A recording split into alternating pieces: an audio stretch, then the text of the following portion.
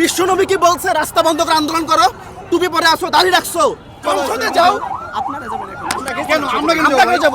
এই যে রাস্তা আমরা ভাত কামাই করে খাই, আমরা কামাই করে খাই, বাবার টাকা খাই না, শুনেন বাবার টাকা খাই নাকি?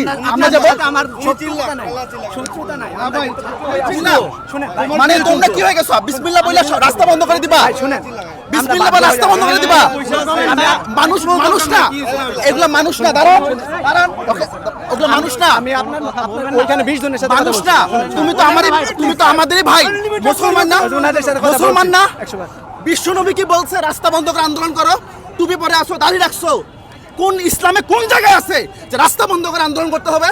শুনেন তরবারি নিয়ে নেমে যাও, শহীদ হও। বুখারী শরীফে আছে প্রত্যেকে তার দায়িত্বশীলতার মানে তার অবস্থান থেকে দায়িত্বশীল। এটা কি অবস্থান?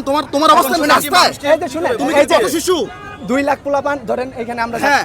1.5 লাখের মতো পোলাপান আছি। তুমি তোমার 7 কলেজে কলেজকে বন্ধ করে 6 মাস ধরে শিক্ষা বোর্ডকে ধরো, পরীক্ষার ক্লাসে বসতে পারতেছে না। বিশ্ববিদ্যালয় মঞ্জুরি এই যে কমিশনকে ধরো। এই যে পড়াশোনার অধিকার, ওদের রাস্তা কেন খোলা এখন? এই যে পড়াশোনার অধিকার বিশ্ববিদ্যালয় হনন মঞ্জুরি করতে পারেন। তোমরা তো বিশ্ববিদ্যালয় পরীক্ষা বিশ্ববিদ্যালয় মঞ্জুরি কমিশনের আন্ডারে না তোমরা? হ্যাঁ, তো বিশ্ববিদ্যালয় মঞ্জুরি কমিশন রাস্তা কেন খোলা? আমি ভুল বলছি? বিশ্ববিদ্যালয় মঞ্জুরি রাস্তা কেন খোলা রাখছো? বন্ধ করে দাও, ওদের ভাত খাওয়া বন্ধ করে দাও। সেটা তো পারো নাই। তুমি কাদের লাথি মারছো? রিস্কাওয়ালা সাধারণ মানুষের লাথি মারছো কেন?